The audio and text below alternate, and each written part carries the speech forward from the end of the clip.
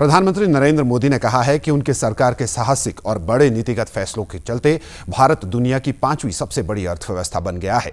राज्यसभा में राष्ट्रपति के अभिभाषण पर धन्यवाद प्रस्ताव का जवाब देते हुए प्रधानमंत्री ने कहा कि संयुक्त प्रगतिशील गठबंधन की सरकार के दौरान देश 5 कमजोर अर्थव्यवस्थाओं में शामिल था।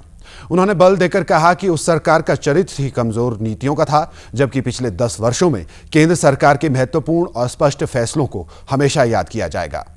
प्रधानमंत्री ने विभिन्न क्षेत्रों में उठाए गए सरकार के महत्वपूर्ण कदमों का उल्लेख करते हुए कहा कि पिछले 10 वर्षों में स्कूलों और उच्च शिक्षा संस्थानों में छात्रों का नामांकन बढ़ा है और स्कूल छोड़ने वालों की संख्या घटी है।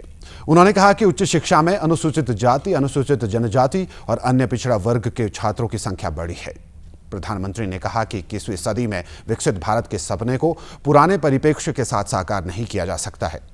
उन्होंने कहा कि सबका साथ सबका विकास सिर्फ एक नारा नहीं है, बल्कि ये मोदी की गारंटी है।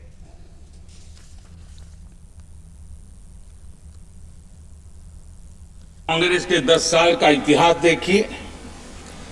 फ्रेजाइल 5 इकोनॉमी में दुनिया में कहा जाता थी, मैंने दुनिया कहते फ्रेजाइल 5, पॉलिसी पैरालिसिस, ये तो उनकी पहचान बन गई थी।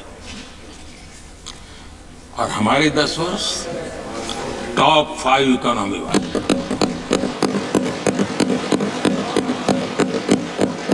हमारे बड़े और निर्णायक फैसलों के लिए 10 साल याद किए। आदरणीय सभापति जी, हम उस कठिन दौर से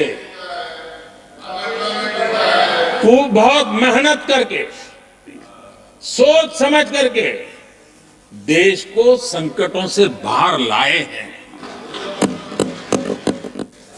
हमारी सरकार का तीसरा टर्म दूर नहीं है। कुछ लोग इसे मोदी 3.0 कहते हैं। मोदी 3.0 विकसित भारत की नींव को मजबूत करने के लिए पूरी शक्ति लगा देगा। अगले 5 साल में भारत में डॉक्टरी की संख्या पहले की तुलना में अनेक गुना बढ़ेगी। मेडिकल कॉलेजों की संख्या बढ़ेगी। इस देश में इलाज बहुत सस्ता और सुलभ हो जाएगा। अगले 5 साल में देश बुलेट ट्रेन भी देखेगा और देश वंदे भारत ट्रेन का विस्तार भी देखेगा। अगले 5 साल में आत्मनिर्भर भारत का अभियान नई ऊंचाई पर होगा। देश हर क्षेत्र में आत्मनिर्भर होता नजर आएगा।